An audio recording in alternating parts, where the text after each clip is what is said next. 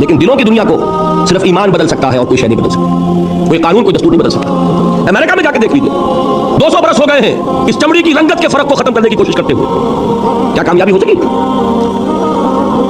जान लीजिए कि बहुत बड़ा इनकलाबी नारा है। हमारी बड़ी मुजरिमाना गफलत रही है कि हिंदुस्तान जैसी सरजमीन में हमने कम से कम 600 बरस तक तो पूरे हिंद पर हुकूमत की है, लेकिन हमने वहां के इन गिरे पड़े तबकात को भी इस्लाम की दावत नहीं दी। अगर कोई दावत उन तक पहुंच गई होती, कोई रुकावट थी? डॉक्टर अंबेडकर ईमान लाने के लिए तैयार था, अन्ना दुराई ईमान लाने के लिए तैयार था, हीरो ऑफ तमिलनाडु। आप सुनकर हैरान होंगे, रुका किस बात पर? क्या आखिरी झगड़ा ये हो गया कि सुन्नी बनूं कि शिया बनूं? ये है वो चीज।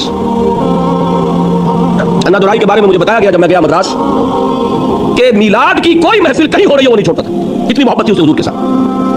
और अन्ना दुराई का तमिलनाडु में वही मकाम है जो पूरे हिंदुस्तान में गांधी जी का है। बहरहाल हमारी गफलतें हैं, हमारी कोताहियां हैं, उनके नतीजे हम भुगत रहे हैं। हमारे शहंशाहों ने अरब रुपया अपनी बीवी के लिए एक मकबरा तैयार करने पे लगाया है।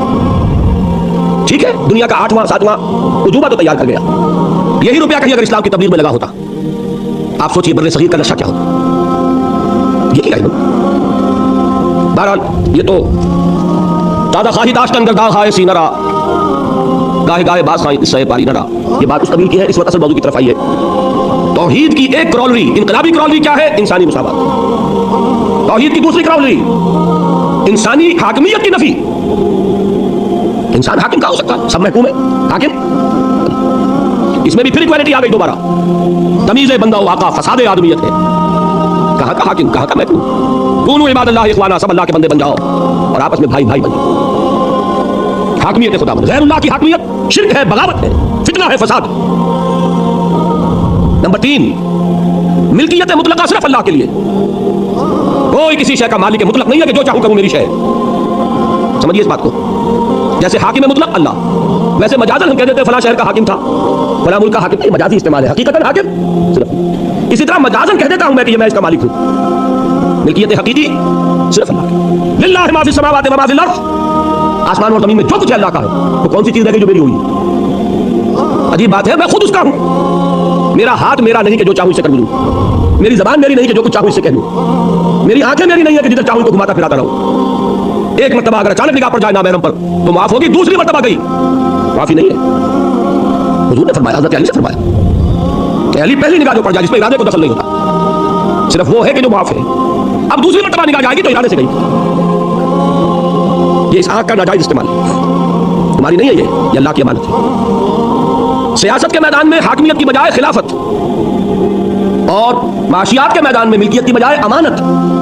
ई अमानत चंद रोजा निज़दिमास, दर हकीकत मालिक हर शय खुदा है। और ये शेर इस दौर का किसी शायर का होता तो आप कहते तो कम्युनिज्म से मुतासिर हो गया होगा। ये किसका शेर है? ई अमानत चंद रोजा निज़दिमास, दर हकीकत मालिक हर शय खुदा। किसका शेर है? शेख सादी रहमतुल्लाह अलैह का। ये है असल में, तफसील तो है, मेरे केसेस 4-4, 5-5 उनकी तकरीरें जो मैंने की मस्जिद दारुस्सलाम में, इस्लाम का सियासी निज़ाम, इस्लाम का माशी निज़ाम, इस्लाम का समाजी निज़ाम, उनके सेट्स लीजिए, सुनिए। एक एक बात बताई है जो इन तीनों निज़ामों से मुताल्लिक है, जो दर हकीकत ये सब क्या है? फ़कत एक नुक्ता ईमान की तफसीर है। ये एक ही तौहीद का उसूल है जिसमें समाजी सतह पर इंसानी मुसावात, सियासी मैदान में हाकिमियत खुदाबंदी और माशी मैदान में मिल्कियत ताम्मा मुतलका सिर्फ अल्लाह के लिए। ये 3 उसूल दिए, इनका प्रचार होगा तो इनकलाब इस्लामी का पहला कदम उठेगा। समझ गए मेरी बात को? इससे हटकर आप दावत करते रहिए, नसीहत करते रहिए, नमाज की तलकीन करते रहिए, आप इत्तिबाए सुन्नत की तलकीन करते रहिए, इनकलाबी अमल शुरू नहीं होगा। लेकिन ये मैं नहीं कहता कि सवाब से खाली है ये काम, सवाब मिलेगा। ये मैं नहीं कहता कि इसमें कोई भलाई नहीं है, वो भलाई तो मिलेगी जो हुजूर ने फरमाया। वो भी हज़रत अली से खिताब के फरमाया था कि अली ला यहदियल्लाहु बिका रजुलन वाहिदन खैरुल लका मिन हुमरिन नाम। अगर अल्लाह तुम्हारे जरिए एक इंसान को भी हिदायत दे दे तो ये सुर्ख ऊंटों से भी बड़ी दौलत है। ये अपनी जगह, इसकी नफी नहीं है, लेकिन निजाम बदलना, इकामत दीन, तकबीर रब, इलाए कलिमतिल्लाह, इसकी जिद्दोजहद का आगाज भी नहीं होगा जब तक कि दीन की इन तालीमात की नशो इशाअत नहीं। नंबर 2, तंजीम। तंजीम के लेवल पर ईमान बिल रिसालत है असल शय। देखिए तंजीम किसे कहते हैं? एक लीडर, उसका हुक्म मानना, यही है ना। और हुक्म भी कैसा मानना कि सुनो और इताअत करो। अगर जैसे कि फौज में होता है कि अगर सिपाही पूछने लगे कि जनाब आप हुक्म तो मुझे दे रहे हैं लेकिन क्यों दे रहे हैं, पहले ये समझाइए। मेरे ख्याल में तो आप गलत हुक्म दे रहे हैं, तो फौज चल सकती है? फौजी डिसिप्लिन किसे कहते हैं? मैंने अंग्रेजी नज़म का स्टैंजा आपको सुनाया था, charge of the light brigade, there is not to reason why, there is but to do and die.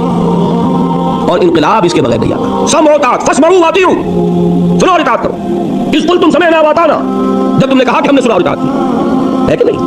फत्तकुल्लाह मस्ततातुम वस्मऊ वातिऊ, ये बार बार साथ मिलेंगे। अब आप बताइए कि क्या रसूल पर ईमान लाने वालों की इताअत किसी नौयत की नहीं होगी? दुनिया में कोई और लीडर हो सकता है जिसके हुक्म को कभी क्वेश्चन न किया जा सके, लेकिन जिसको रसूल मान लिया, क्या उसके हुक्म को भी आप क्वेश्चन कर सकते? वाकया यह है कि जो डिसिप्लिन सहाबा किराम की जमात का था, उसकी कोई मिसाल तारीख इंसानी का कोई डिसिप्लिन पेश नहीं कर सकता। मैं उसकी मिसाल दूंगा आपको, और एक मिसाल उसकी भी दूंगा कि बाद सहाबा से इस डिसिप्लिन में जरा गलती हुई तो नतीजा क्या निकला। लेकिन ये जान लीजिए कि रसूल मानने के बाद तो अब आप चूक कर सकते ही नहीं ना। मा कान लिमुमिनिन वला मुमिनतिन इज़ा क़ज़ल्लाहु व रसूलुहु अमरन अन यकून लहुमुल खियरतु मिन अमरिहिम। किसी मोमिन मर्द और मोमिन औरत के लिए यह मुमकिन ही नहीं है कि जब अल्लाह उसके रसूल की तरफ से किसी बात का फैसला हो जाए तो फिर वो ये सोचे कि हमें भी कोई इख्तियार है कि नहीं, है कि नहीं। लेकिन इसमें एक बात समझ लीजिए, आइंदा के लिए मैंने आपको बताया हुजूर ने इनकलाब बर्पा किया अरब में। आलमी इनकलाब की जिम्मेदारी किसके हवाले की? उम्मत के। खिलाफत राशिदा में सहाबा ने उसको पूरा किया। आलमी सतह तक पहुंचने से पहले एक यहूदी साजिश ने इंटरनल सैबोटाज कर दिया, बात कदम रुक गए। उसके बाद से पछताई शुरू हो गई। लेकिन होकर रहेगा, हो नहीं सकता कि मोहम्मद रसूलुल्लाह सल्लल्लाहु अलैहि वसल्लम की बेइज्जत हो आलमी और दीन का आलमी गलबा ना हो, मुमकिन नहीं, होकर रहेगा। अच्छा, अब जो करेंगे क्या कोई रसूल होगा? चलिए अहले तशय्युअ के लिए तो फिर भी कुछ है ज़हन में कि कोई इमाम मासूम होगा। हम तो उसके भी कायल नहीं। हम ना इमामत मासूमा के पहले कायल, ना आइंदा कायल। हम हजरत अबू बकर को इमाम मासूम नहीं समझते, क्या समझते हो? तो अब आप बताइए फिर क्या होगा? उसके लिए मोहम्मद रसूलुल्लाह सल्लल्लाहु अलैहि वसल्लम ने अपनी सुन्नत छोड़ी, सुन्नत बैअत। बैअत सिर्फ नबी की नहीं होती, बैअत तो किसी की भी हो सकती। बैअत अक़बा उला, बैअत अक़बा सानिया, बैअत रिज़वान, बैअत जिहाद। नहनु लज़ीना बायअू मुहम्मद अलल जिहाद मा बक़ीना अबदा। 1400 अफराद से बैत ले रहे हैं हुदैबिया के मौके पर।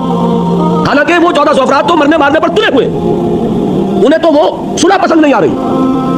तो बैत की क्या जरूरत थी? बैत अल मौत, बैत अल ला नफिरा, सिर्फ इसलिए कि आइंदा वालों के लिए एक रहनुमाई हो जाए कि जब भी कभी इकामत दीन के लिए जमात कायम होगी वो बैत की बुनियाद पर होगी। अलबत्ता एक फर्क के साथ, रसूल की बैत थी मुतलक, जो हुक्म देंगे मानेंगे। रसूल के बाद जिसकी भी बैत होगी वो मुक़य्यद होगी, मारूफ में जो हुक्म दे, किताब और सुन्नत के खिलाफ हुक्म देंगे तो नहीं मानेंगे। मुतलक वो इसलिए थी कि वो खुद ही तो है मेयार हक, वही तो बताएंगे तो मालूम होगा कि ये जायज है, वही बताएंगे तो मालूम होगा ये नाजायज है। लिहाजा उनकी इताअत जो थी सल्लल्लाहु अलैहि वसल्लम वो उसमें अनकंडीशनल थी, नो कंडीशंस नो लिमिटेशंस। लेकिन अब जिसकी भी होगी कंडीशनल होगी, लिमिटेड होगी। इसको कहते हैं समोतात फिल मारूफ। सिर्फ मैंने एक उसूल वाज़ेह कर दिया। अब आगे चलिए तीसरी चीज, तरबियत। इसमें नोट कीजिए कि तरबियत मोहम्मदी सल्लल्लाहु अलैहि वसल्लम उसका असल ताल्लुक है ईमान बिल आखिरत से। जितना यकीन आखिरत का होगा उतना अमल दुरुस्त होगा, ये मैं बयान कर चुका हूं कि नहीं। इल्मी नजरी एतबार से असल ईमान ईमान बिल्लाह, कानूनी एतबार से असल ईमान ईमान बिल रिसालत, और अमली और अखलाकी एतबार से असल ईमान ईमान बिल आखिरत, यकीन आखिरत। और नंबर 2, ये तरबियत है असल में, जिसके लिए नमाज है, जिसके लिए रोजा है, जिसके लिए क़ियामुल लैल है, जिसके लिए रातों को खड़े रहकर कुरान को अपने अंदर उतारना है। या अय्युहल मुज़्ज़म्मिल क़ुम अल-लैला इल्ला क़लीला निस्फ़हु व इंक़ुस मिन्हु क़लीला औ ज़िद अलैहि वरत्तिलिल क़ुरान तर्तीला। और आखिर में क्या फरमाया? इन्न रब्बका यअलमु अन्नका तक़ूमु अदना मिन सुलुसिल लैलि व निस्फ़हु व सुलुसहु व ताइफ़तुम मिनल लज़ीना मअक। यहाँ आई वो चीज़, इसलिए कि इस्लामी इंक़िलाब के लिए इस्लामी सीरत दरकार होगी। अगर ये नहीं है तो फसाद बर्पा किया जा सकता है, इस्लाम को कायम नहीं किया जा सकता। किसी की टांग घसीटी जा सकती है, हमने 2 दफा घसीटी पाकिस्तान में। अयूब खान की घसीटी की नहीं घसीटी, लेकिन उसकी घसीटी तो नतीजा क्या निकला? शामत आमाल मासूरत भुट्टो गिरफ्त हुआ कि नहीं? फिर भुट्टो की घसीटी तो अब माशाल्लाह आ गया। ये क्यों? इसलिए कि तरीका मोहम्मद का नहीं है सल्लल्लाहु अलैहि वसल्लम। जुलूस निकल रहे निज़ाम मुस्तफ़ा के और नमाज़ें गायब हो रही हैं, असर की भी मगरिब की भी। जलसे हो रहे हैं, लीडर लोग उठकर दाइश पर से जाके अपनी नमाज पढ़ के आ गए हैं। ये ख्याल नहीं कि ये जो 20,000 आदमी सामने बैठा हुआ है, नमाज उस पर भी फर्ज है कि नहीं? नमाज जैसे सुतून को गिराकर दीन को कायम किया जाए।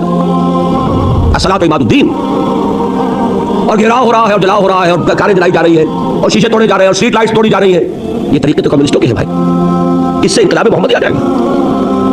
बेगुनाह बसें जलाई जा रही है, कोई गुनाह है उनका? मुसाफिरों को तकलीफ पहुंचाई जा रही है, वो आपको कोस रहे होंगे दिल में या दुआएं दे रहे होंगे, जिन्हें बंस रोड पे उतार के खड़ा कर दिया। पता नहीं कितनी मुश्किल से बस में जगह ली होगी उन्होंने। कितने लोग तो उल्टी जानिब सफर करते तब कहीं जाकर टावर से बैठते बेचारे, और उनको उतार के और बस को आग लगा दी। बच्चे घरों में बैठे हुए मुंतजिर होंगे, उधर वो गालियां दे रहे होंगे, उधर वो जो खड़े हैं यहाँ पर, जिन्हें अब कोई इम्कान नजर नहीं आता कि कोई सवारी मिल जाए। ये तरीके नहीं है इनकलाब मोहम्मदी के, ये हमने दूसरों से मुस्ताद लिए। हमने समझा कि उनको कामयाबी इससे हो गई, शायद हम भी यही हथकंडे इस्तेमाल करें तो कामयाबी हो जाए। जान लीजिए, अगर तो काम वो करना है जो किया था मोहम्मद रसूलुल्लाह सल्लल्लाहु अलैहि वसल्लम ने, तो तरीका भी वही इख्तियार करना होगा जो इख्तियार फरमाया था मोहम्मद रसूलुल्लाह सल्लल्लाहु अलैहि वसल्लम। तरबियत, इकबाल कहता है ना कि खाम है जब तक तो है मिट्टी का ही कंबार, तू पुख्ता हो जाए तो है शमशीर बेज़िन्हार। पुख्ता हो ना, इस पुख्तगी में वो है इबादत भी है, रोजा भी है, नमाज भी है, तिलावत भी है, तहज्जुद भी है, जिसका कि यूं समझिए कि उसकी रिप्रेजेंटेशन जो है वो क्या है।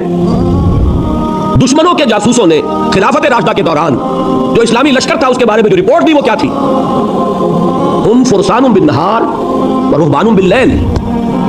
ये लोग अजीब हैं, दिन में ये शहसवार होते हैं, घोड़ों की पीठों पर सवार, तलवारें और नेज़े लिए हुए और अल्लाह अकबर करते हुए, और रातों को ये राहिब नजर आते हैं मुसल्लों पर खड़े होकर और सजदे में रोते हुए।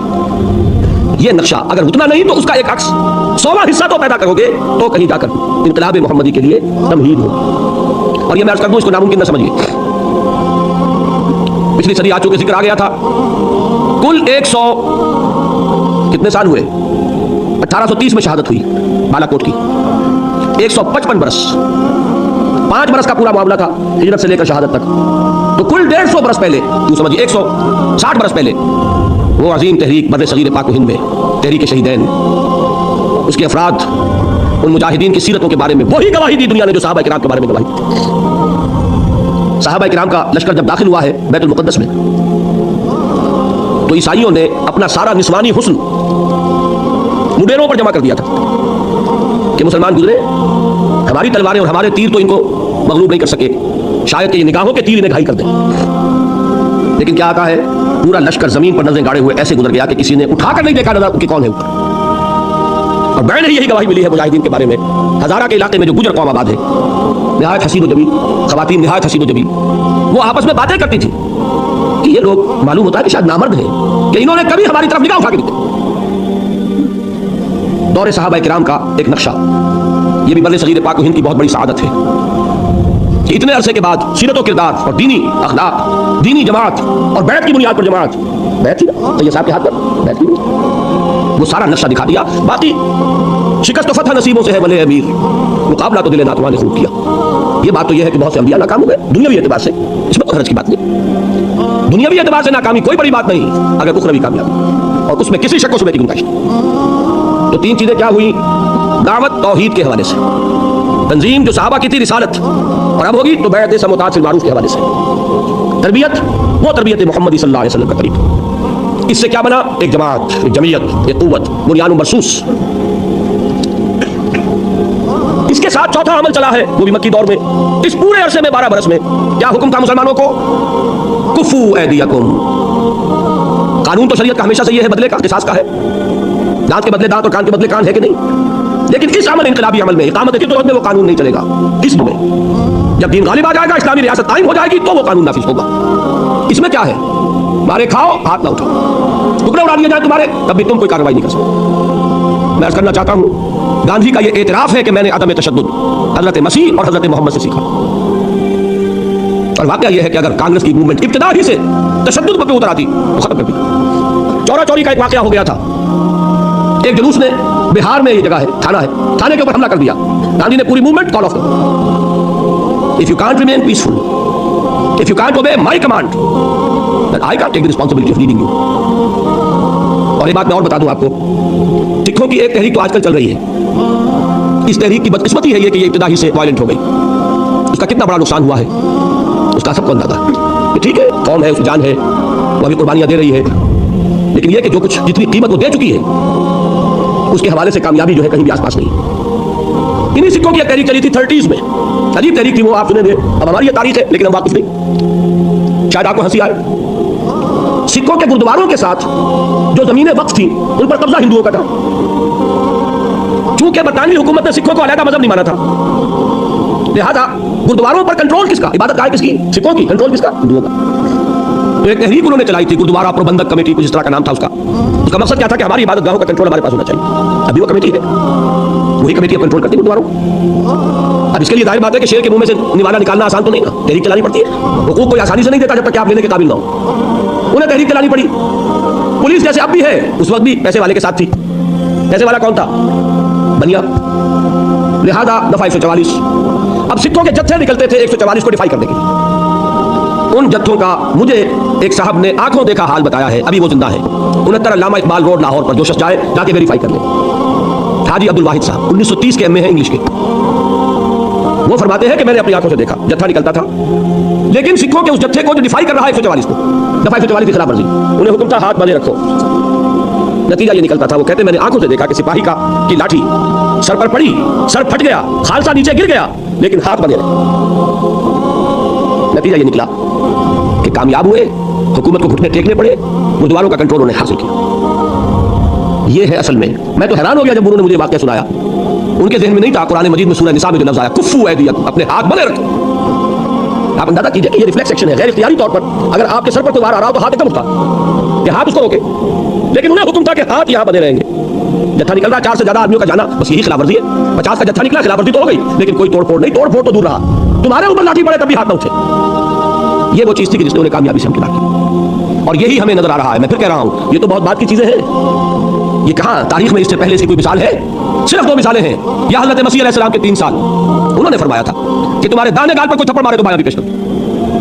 कोई शख्स नालिश करके तुम्हारा चोगा लेना चाहे कुर्ता भी दे दो। कोई शख्स तुम्हें बेगार में 1 कोस लेके जाना चाहे तुम 2 कोस उसके साथ जाओ। या तो ये वहां मिलता है, और या फिर ये 12 बरस जो मक्की दौर के हैं, ये मोहम्मद रसूलुल्लाह का फरमान था, और मैं इसी को लेता हूं कि इसी से सामने आता है कि कितना जबरदस्त डिसिप्लिन था हुजूर सल्लल्लाहु अलैहि वसल्लम की जमात का। कोई खिलाफ वर्जी नहीं, हुक्म नहीं है मोहम्मद का। देखिए कुरान की आयत नहीं उतरी थी अभी, वो तो सूरह निसा में उतर रही है। ये हुक्म किसका था? मोहम्मद रसूलुल्लाह। इसमें रूह सब मैं बता चुका हूं। सब्र वाली तकरीर में अल्लाह बार बार कह रहा है अपने रसूल से, ए रसूल सब्र कीजिए, और रसूल इसी को कम्युनिकेट कर रहे हैं इस पैगाम को अपने मानने वालों की तरफ। सब्र करो, झेलो, no retaliation, no raising of hands even in self defence. हाँ, अब आया 5वां मरहला। कब आया ये जान लीजिए, यहां सीरत का मसला है। 4थे से 5वां मरहला मैंने कहा था, यही सबसे अहम और सबसे कठिन फैसला है कि कब वो पैसिव रेजिस्टेंस खत्म हो और एक्टिव रेजिस्टेंस आगे बढ़े और ललकारें, इकदाम करें और चैलेंज करें। This is most crucial. गलती होगी, नाकामी हो जाए, दुनिया में नाकामी। ये बिल्कुल वही बात है कि मुज्तहिद को भी सवाब मिलता है चाहे गलती हो। अगर सही राय तक पहुंचेगा दोहरा सवाब, गलती होगी तो अकेला सवाब। इसी तरीके से नेक नियति से फैसला किया है, गलत भी है, आखिरत का सवाब कहीं नहीं गया, दुनिया में नाकाम हो जाओ। सही फैसले तक पहुंच गए, कामयाबी हो जाए। और रसूल के लिए यह फैसला करने वाला खुद अल्लाह था। मदीने को किसने खोला? हुजूर तो तशरीफ भी नहीं ले गए मदीने, और मदीने में औस और खज़रज के बड़े लोग ईमान ला चुके हैं। मक्का खून का प्यासा है, मदीने में इस्तेमाल की तैयारियां हो रही। यहां हुजूर को 12 बरस गुजर गए खुद दावत देते हुए, वहां आपके कदम मुबारक कभी पहुंचे ही नहीं। गए हैं तो सिर्फ आपके 2 जानिसार, मुसा बिन उमैर, अब्दुल्लाह इब्न उम्म मक्तूम रज़ियल्लाहु तआला अन्हुमा। बहरहाल अल्लाह का फैसला, अल्लाह ने तमक्कुन अता फरमाया। अब जब हुजूर तशरीफ ले जा रहे हैं मदीने की तरफ, तो आयत नाजिल हो गई, ओज़िना लिल्लज़ीना युक़ातलूना बिअन्नहुम ज़ुलिमू व इन्नल्लाहा अला नस्रिहिम लक़दीर अल्लज़ीना उख़रिजू मिन दियारिहिम बिग़ैरि हक़्क़िन इल्ला यक़ूलू रब्बुनल्लाह। ओज़िना इजाज़त दी गई उनको जिन पर जुल्म और सितम के पहाड़ रहे, जिनके अभी तक हाथ बांध दिए गए थे, आज खोल दिए गए। दे कैन रिटेलिएट, वो आगे बढ़े। अब वो पाबंदी खत्म हो गई। मैं ये किसी अपनी तकरीर में बयान कर चुका हूं कि मदीने पहुंचकर ये नहीं हुआ। ये मगरबी मुफक्किरीन उसको फ्लाइट टू मदीना लिखते हैं। बड़ा इनका लतीफ अंदाज होता है तंज का भी और जड़ें काटने का भी। फ्लाइट कहते हैं फिरार को। ये फिरार नहीं था, ये हिजरत थी, जमीन और आसमान का फर्क। और वहां जाकर कोई कमर खोलकर आराम नहीं करना था। वो तो जिस बेस की तलाश में आप गए थे ताइफ, वो बेस अल्लाह की मशीयत में मदीना मुनव्वरा को बनना था। वहां जाकर अपनी उस तहरीक को, अपनी उस मूवमेंट को, अपनी जिद्दोजहद को, इकामत दीन की जो वो जिद्दोजहद है, उसे अगले मरहले में लाना। सिर्फ 6 महीने हुजूर ने लिए हैं इंटरनल कंसोलिडेशन के, मुआखात बैनल मुहाजिरीन वल अंसार। नंबर 2 मस्जिद नबी की तामीर। नंबर 3 यहूद के साथ वाहिद। 7वें महीने आपने छापा मार दस्ते भेजने शुरू कर दिए। अगरचे उसमें गए सिर्फ मुहाजिरीन, अंसार नहीं। उसकी एक वजह थी, अंसार ने जब दरखास्त की थी कि हुजूर आप तशरीफ ले आइए मदीने, तो अल्फाज ये कहे थे कि हम आप अगर मदीने पर हमला करेंगे ये मक्के वाले, तो हम आपकी हिफाजत करेंगे जैसे कि अपने अहल वयाल की करते हैं। और मदीने पे हमला भी हुआ ही नहीं है, तो हुजूर इस्लाम कर रहे हैं ना। लिहाजा बहुत अहम है ये बात। ये तमाम सीरत की किताबों में वाक़यात मौजूद, लेकिन उनके बिटवीन द लाइंस के ये इनकलाबी अमल का तकाज़ा था कि इस वक्त ये होता। बस ये समझने की बात है। हिकमत क्या है, विजडम क्या है, फलसफा क्या है, ये मैं आपको फलसफा सीरत आज पढ़ा रहा हूं। आप इसको सामने रखिएगा और फिर सीरत का मुताला कीजिए। वाक़यात तो वही है। 8 मुहिम्में हैं ग़ज़वा बदर से पहले पहले। बाद में हुजूर खुद भी तशरीफ ले गए, बाद में आप नहीं तशरीफ ले गए, आपने एक दस्ता भेज दिया। इनसे आपने किया क्या? ये इकदाम है। किया क्या? दो काम मैं बता चुका हूं, पॉलिटिकल आइसोलेशन ऑफ कुरैश और इकोनॉमिक ब्लॉकेट ऑफ मक्का। आप एक मुहिम पर तशरीफ ले गए, चंद कुछ अरसे के इलाके में रहे, वहां के कबीले के सरदारों से मुलाकातें की, उनसे मुआहदा कर लिया, उन्हें हलीफ बना लिया। या तो पहले वो हलीफ थे कुरैश के, तो अब हलीफ कुरैश के भी हो गए और हुजूर के भी हो गए, न्यूट्रल तो हो गए ना। या ये कि उनका उधर से मुआहदा टूट गया, इधर हुजूर के साथी हो गए, तो कुरैश की ताकत सुकड़ रही है कि नहीं? यही है पॉलिटिकल आइसोलेशन की तरह, अकेले कर दो दुश्मन को। नंबर दो, उनकी सारी जो मईशत का दारो मदार था तिजारत पर, कारवान रूट्स, रहलत शिताए व सैफ, ये इलाफ कुरैश, इलाफ रहलत शिताए व सैफ। शाम की तरफ रास्ता जा रहा है तो बदर के पास से गुजरकर, बदर मक्के से 200 मील और मदीने से कुल 80 मील। मदीने वालों के लिए आसान है कि नहीं इंटरसेप्ट करना? और ये तो करीब था। हुजूर ने एक दस्ता भेजा, कहां? वादी नखला। नखला है मक्के और ताइफ के दरमियान। ये तो जेन में होगा, ताइफ जनूब में है मक्के के और मदीना शिमाल में है, एब्सोल्युटली ऑपोजिट डायरेक्शन। बात सिर्फ तुर्क की नहीं है, 300 मील के फासले पर भी एक दस्ता भेजा और इंस्ट्रक्शन क्या थी? स्टे एट नखला, वहां क़याम करो और कुरैश की नक्लो हरकत को अपनी निगाह में रखो और हमें इत्तला देते रहो। ये दो चीजें ज़हन में रखी और जदीद इस्तिलाहात के हवाले से बात आसान हो रही है। ये है इक़दाम, ये है दुख्ती रख को छेड़ना। इसके नतीजे में मैं एक लफ्ज़ कहा करता हूं, सांप बिल से बाहर आया। 1000 का लश्कर लेकर अबू जहल निकला। मैं एक बात आपको समझा दूं, ये शायद और आपको न मिले। देखिए, ये जान लीजिए, अंग्रेजी दौर में हमने सीरत को भी बस किया। उसकी वजह क्या थी? वाक़यात को बस नहीं किया, बिटवीन द लाइन्स जो कुछ था उसको बस किया। हम पर एतराज होता था, ये मुसलमान बड़ी खूनी कौम है, इन्होंने जिहाद किया, इस्लाम किस जोर तलवार से फैलाया। हम आज नहीं भाई नहीं, क्यों ऐसी बात करते हो? हमने कभी तलवार नहीं उठाई और हमने तलवार से मुदाफ़ियत में उठाई। ये सारा क्या था? वो एपोलोजेटिक अंदाज। मुदाफ़ियत का क्या सवाल? मुसलमान के जान में जान और निज़ाम बातिल को रहने दे, उसके ईमान के मुनाफी। अफराद को कभी नहीं मजबूर किया जाएगा और कभी नहीं किया गया कि वो अपने अकीदे को बदले, लेकिन निज़ाम अगर मुसलमान के जान में जान हो और फिर निज़ाम बातिल के ग़लबे को बर्दाश्त कर ले तो मुनाफिक। ताकत की ताकत होती है कि अगर हो हक का बोलबाला करो। हुजूर ने काम किया, मैं आपको बताना चाहता हूं, अगर हुजूर ने ये काम न किए होते, हुजूर अगर मक्के में मदीने में तशरीफ फरमा रहते, तरबियत करते रहते, वही अमल जो मक्के में कर रहे थे 12 बरस यहां भी कर सकते थे कि नहीं? अगर हुजूर की तरफ से काम ना होता, मक्का कभी चढ़ाई ना करता। इसको नोट कर लीजिए कि मक्के में जहां जिनको जदीद इस्तिलाह में कहते हैं हॉक्स, जिनके सर पर जंग का जुनून होता है, वो भी थे। अबू जहल था, उक़बा इब्न अबी मुअय्यद था, नज़र इब्न हारिस था। ये कौन थे? ये हॉक्स थे। ये चाहते थे कि हर हाल में अब हम जाए और मोहम्मद को मदीने में भी चैन से न बैठने दें सल्लल्लाहु अलैहि वसल्लम। लेकिन मक्के में डव्स भी थी, शरीफ लोग भी थे, उक़बा इब्न रबीआ भी था, हकीम बिन हिज़ाम भी थे। ये बाद में ईमान ले आए हैं, लेकिन ये वो है हज़रत खदीजा के कजिन है, फूफी और मामूज़ाद बहन भाई का रिश्ता है आपस में। जब शेब बनी हाशिम में थे हुजूर और हुजूर के अहले खाना, तो कभी रातों को तारीकी में पूरे पहाड़ पर चढ़कर उतरकर कुछ खाने पीने की चीजें पहुंचाते थे। शरीफ थे कि नहीं? मक्के में अभी अब्बास भी थे कि नहीं? जहां अबू लहब था मौजूद, वहां अब्बास भी तो थे, जो बाद में ईमान ले आए। तो वहां वो लोग थे। और उतबा इब्न रबीआ की एक बात बड़ी अहम है जो तारीख में रिकॉर्ड पर मौजूद है। उसने कुरैश को यह मशवरा दिया कि अब तुम, मैं उसके अल्फाज नकल कर रहा हूं, समझिए, मोहम्मद को अरब के हवाले कर दो। अगर तो मोहम्मद अरब पर गालिब आ जाए तो हमारा नुकसान नहीं है, कुरैशी का गलबा होगा ना।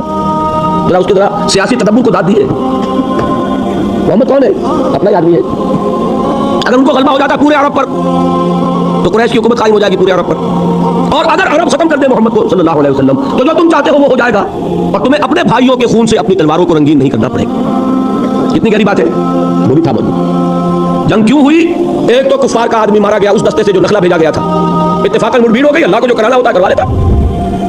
कुफार का आदमी मारा गया मुसलमानों के हाथों, काफिला लूट लिया उन्होंने और वो बारे गनीमत लेकर पहुंच गया मदीने। दूसरे उधर जो काफिला गया हुआ था शाम की तरफ, अबू सुफियान की सरकर्दगी में उनकी एसओएस कॉल आ गई कि मेरे आदमियों को खतरा है, मेरे काफिले को मोहम्मद के आदमियों से सल्लल्लाहु अलैहि वसल्लम रज़ियल्लाहु ताला अन्हुम अजमईन कुमक भेजो। बस ये था कि जिससे वो हॉक्स का पलड़ा भारी हो गया, डव्स जो है वो मजबूर हो गए, लिहाजा 1000 का लश्कर निकला है। यहां से वो फाइनल फेज शुरू हो गया। और मैं आपसे एक बात और अर्ज कर दूं, ये तारीखी हकीकतें पढ़ लीजिए। एन एक रात पहले बचे खबर आई कि अबू सुफियान काफिला लेके निकल गए। बहुत होशियार आदमी थे। एक तरफ उन्होंने वो कुमक के लिए खत भेजा, पैगाम भेजा, दूसरी तरफ रास्ता भी बदल दिया। खुद बजाय उस बदर के पास से होकर गुजरने के, वो बोरा अहमद के साहिल के साथ साथ होकर निकले। इतला पहुंची यहाँ लश्कर है। अब आते हैं वही हकीम इब्न हिज़ाम, किसके पास? उतबा के पास। डव्स है ना ये देखो उतबा, तुम्हारी बड़ी हैसियत है, सिपह सालार की हैसियत है तुम्हारी, और इस वक्त खुरेजी को तुम रोक सकते हो। हम आए थे अपने काफिले की हिफाजत के लिए, काफिला हमारा बच के निकल गया। अब रह गया हज़रमी का खून, वो तुम्हारा हलीफ था, तुम उसका खून अपनी जेब से दे दो, मामला खत्म हो जाएगा कि नहीं? तो इस खुरेजी को अब भी रोका जा सकता है। उतबा ने कहा बिल्कुल ठीक, सही है।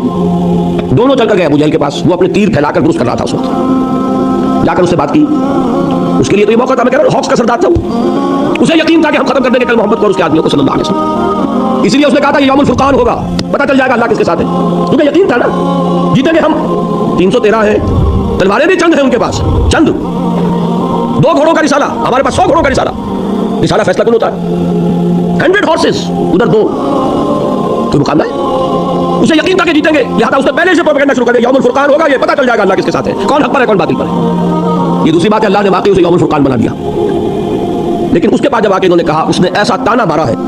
उतबा इब्न रबिया का बड़ा बेटा के बड़े बेटे हजरत हुज़ैफा, अबू हुज़ैफा, ये ईमान ला चुके थे, ये हुजूर के साथ थे। अबू जहल ने ताना मारा, मालूम था उतबा बेटे को सामने देखकर तुम पर बुज़दिली आ गई, नंबर 1। और नंबर 2, बुलाया उस हज़रमी के भाई को जो मारा गया था मुसलमानों के हाथों। देखो ये तुम्हारे भाई के खून का बदला सामने आकर भी बच्चा जा रहा है, ये लोग वापस जाना चाह रहे हैं। और ये भी मालूम होना चाहिए बाद लोग वापस चले गए थे वहां से कुरैश के लश्कर से, इसी प्ली पर। चूंकि हम आए थे इसलिए वो मामला खत्म हो चुका, हम लड़ने को तैयार। कुरैश का कि दो घराने वाले बंधे जो निकल गए थे वापस।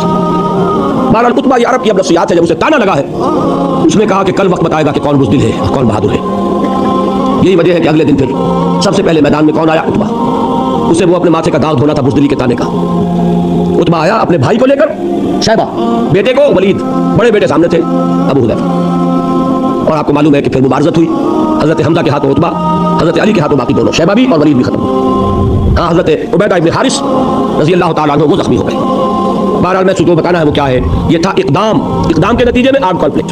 ये आर्म कॉन्फ्लिक्ट मुसल्लह तसादुम रहा 6 बरस, अप्स एंड डाउन्स। अप्स में सबसे पहले बद्र 70 तरशी मारे गए और मुसलमान 13 शहीद हुए मैदान में ऑन द स्पॉट। 14वें वो उबैदा इब्न हारिस जो जख्मी हो गए थे, उनका इंतकाल हो गया मदीने वापसी में। लेकिन अगले साल क्या हुआ? उहद। ये मैं इसलिए बताना चाहता हूं कि डिसिप्लिन की अहमियत का अंदाजा हो जाए। 70 सहाबा शहीद, हुजूर जख्मी, दंदाने मुबारक शहीद, चेहरा मुबारक लहूलुहान। एक बहुत बड़ी जक मुसलमानों को उठानी पड़ी। किस वजह से? सूरह आल इमरान में अल्लाह ने फरमाया, लक़द सदक़कुमुल्लाहु वअदहु, है मुसलमानों तुम हमें ब्लेम नहीं कर सकते, अल्लाह ने तो अपना वादा तुमसे पूरा कर दिया था। इस्तहुस्सूनहुम बिइज़्नी, जबकि तुम अपने दुश्मनों को गाजर मूली की तरह काट रहे थे। जंग शुरू हुई और फतह हो गई, भगदड़ मच गई, 3000 का लश्कर भगदड़। अब वो गलती हुई, वो घाटी पर 50 तीरंदाज। हुजूर ने फरमाया था कि तुम्हें यहां से हरगिज नहीं टलना। हज़रत जुबैर की सरकर्दगी में, चाहे तुम ये देखो कि हम सब शहीद हो गए और हमारी बोटियां नोच नोच कर परिंदे खा रहे हैं, तब भी यहां से मत हिलना। लेकिन जब फतह हो गई, गलती हुई, इनडिसिप्लिन। हुजूर के हुक्म के बारे में तो मेरी अपनी तहकीक ये है कि तावील की है उन्होंने। गलती इस मानी में नहीं थी कि हुजूर के हुक्म को जानबूझकर तोड़ा, इसलिए कि हुजूर के अल्फाज थे शिकस्त की कैफियत वाले। यहां हो गई थी फतह, तो सहाबा इकराम ये जान लीजिए, इसलिए कि मुनाफिकीन वहां कोई नहीं था। मुनाफिक जा चुके थे ओहद से पहले अब्दुल्लाह इब्न उबई के साथ, यहां कोई मुनाफिक नहीं था, सब मोमिनीन सादिकीन थे। लिहाजा जानबूझकर हुजूर के हुक्म की खिलाफवर्जी नहीं हो सकती थी। तावील क्या हुई? हुजूर ने शिकस्त के बारे में फरमाया था ना, या तो फतह हो गई, लिहाजा हुक्म अप्लाई नहीं कर रहा। अलबत्ता खिलाफवर्जी हुई। कमांडर भी अगर ये कह देता कि हाँ ठीक है तो बात और थी, वहां जो कमांडर है उसने इजाजत नहीं दी, वो पुकारते रह गए कि देखो कहां जा रहे हो, मत जाओ। तो ऑन द स्पॉट जो भी डिसिप्लिन का तकाजा क्या है, जो आपका इमीडिएट, जो आपका ऑफिसर है, उसका हुक्म मानना पड़ेगा कि नहीं। हुजूर ने फरमाया, मन अतानी फक़द अता अल्लाह व मन असानी फक़द असा अल्लाह व मन अता अमीरी फक़द अता अमी व मन असा अमीरी फक़द असानी। जिसने मेरी इताअत की उसने अल्लाह की इताअत की, जिसने मेरी नाफरमानी की उसने अल्लाह की नाफरमानी की। जिसने मेरे मुकर्रर करदा अमीर की इताअत की उसने मेरी इताअत की, जिसने मेरे मुकर्रर करदा अमीर की नाफरमानी की उसने मेरी नाफरमानी की। वो जो कमांडर थे उनकी नाफरमानी, ये इनडिसिप्लिन है। कुरान कहता है, वलक़द सदक़कुमुल्लाहु वअदहु इस्तहुस्सूनहुम बिइज़्नी हत्ता इज़ा फशिलतुम व तनाज़अतुम फिल अम्र व असयतुम। तुमने नाफरमानी की, तुम ढीले पड़े, तुमने डिसिप्लिन को तोड़ा, उसकी सजा है जो हमने दी। आप अंदाजा कर रहे हैं, 35 सहाबा की गलती अगर थी और उसकी सजा 70 की शहादत है, ताकि पता चल जाए कि डिसिप्लिन किस शय का नाम है, ताकि तुम्हें अपनी खामियों का भी अंदाजा होगा, तुम्हें मालूम हो ये मसला कितना अहम है। अल्लाह कंडोन कर सकता था उनकी गलती को, माफ कर सकता था, कोई गजब ना पहुंचता। हुजूर को, सहाबा को एक गलती इन गुड फेथ की गई थी, लेकिन सबक कैसे हासिल होता कि डिसिप्लिन की अहमियत क्या है। बहरहाल इस साल हुआ सन 8 हिजरी में रमजान मुबारक और फिर शव्वाल में, रमजान में मक्का फतह हुआ, शव्वाल में हुनैन पार का हो गया, ताइफ का मुहासरा हुआ। बहरहाल उसके बाद पूरे अरब में कोई ताकत नहीं थी। जाल हक़ व ज़हक़ल बातिल इन्नल बातिल कान ज़हूक़ा। उसके बाद आपने अब बैरून अरब फिर जंग मौता हुई, सफर तबूक। ये क्या है? ये सल्तनत रोमा से टकराव। यह है इनकलाब मोहम्मदी की अब बैनुल अक़वामी सतह पर पहुंची, जिसका आगाज कर दिया मोहम्मद रसूलुल्लाह सल्लल्लाहु अलैहि वसल्लम ने बनफ्से नफीस, जिसको कैरी ऑन किया फिर खुलफाए राशिदीन ने, अबू बकर ने, उमर ने, उस्मान ने रज़ी अल्लाह तआला अन्हुम अजमईन। हज़रत अली का नाम मैंने यहाँ क्यों नहीं लिया?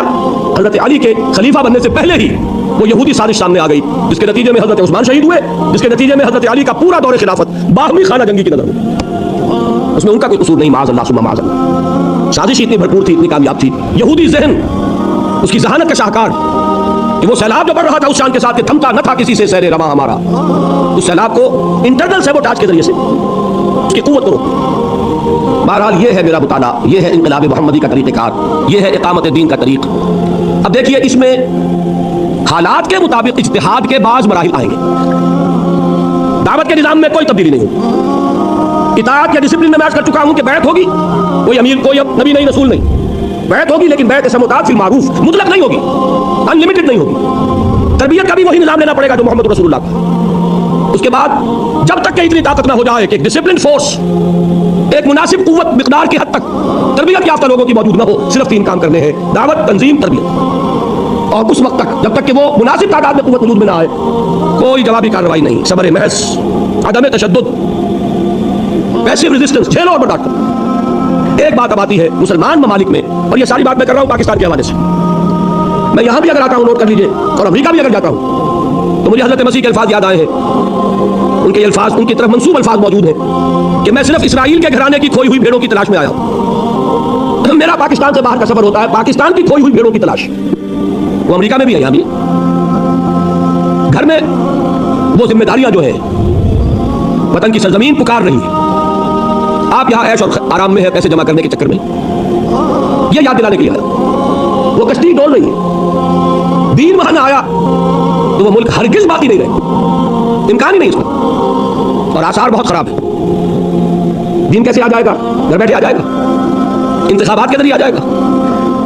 बहुत बड़ा मुगालता है। मुझसे सवाल किया गया था, जवाब दे रहा हूं। जमात इस्लामी से मैं सिर्फ इस बुनियाद पर लगा, इनकलाबी जमात के बजाय सियासी जमात का रोल इख्तियार कर दिया।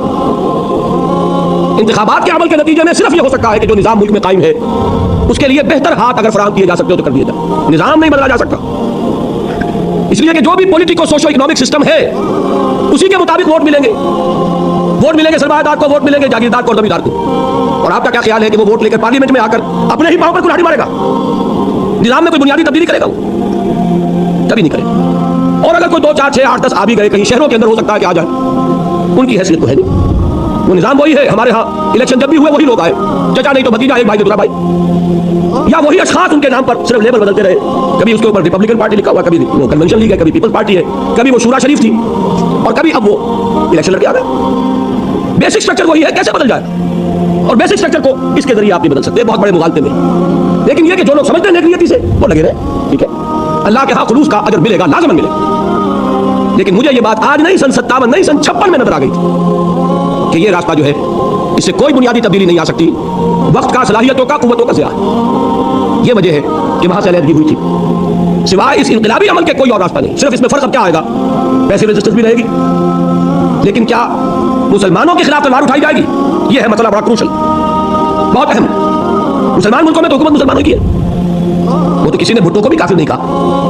मुसलमान होगा फासिक फाजिर होगा, मुसलमान होगा मुत्तकी होगा, नमाजी होगा, मुसलमान होगा। इसका जवाब है असल में जो मैं देकर अपनी बात खत्म कर दूंगा। अव्वल तो यह कि इमाम अबू हनीफा रहमतुल्लाह अलैह के नजदीक किसी फासिक और फाजिर मुसलमान हुक्मरान के खिलाफ भी तलवार उठाई जा सकती है, अगर उसकी शराइत बहुत सख्त है, बहुत सख्त है, बहुत सख्त। नंबर 2 यह कि इस दौर में वैसे भी इसलिए मुश्किल कि हुकूमत के पास बहुत असलाह और अवाम रहते हो गए। लेकिन इसका एक बदल है कि जो तमद्दुन के इल्तिका ने हमें फराहम किया, वो बदल क्या है? डिमॉन्स्ट्रेशन, मुजाहरा। डिमॉन्स्ट्रेशन किस चीज का होता है? Of your will, of your strength, of your discipline. ये जाहिर किया जाए, साबित किया जाए कि इस मुल्क में एक ताकत है, मुनज़्ज़म, डेडिकेटेड, जो अपनी जान देने के लिए तैयार है। ऐसे लोगों की जिन्हें कुछ नहीं चाहिए सिवाय इस्लाम के, उन्हें हुकूमत नहीं चाहिए, उन्हें सिर्फ इस्लाम चाहिए। इसकी क्या शर्तें हैं? नंबर 1, इंतहाई पीसफुल डेमोन्स्ट्रेशन। ये नहीं कि जुलूस हमने निकाला, तोड़ फोड़ कोई और कर गया, ये गलत। जब तक आपकी तंजीम इस काबिल नहीं है, आपको हक नहीं है कि आप मैदान में आए।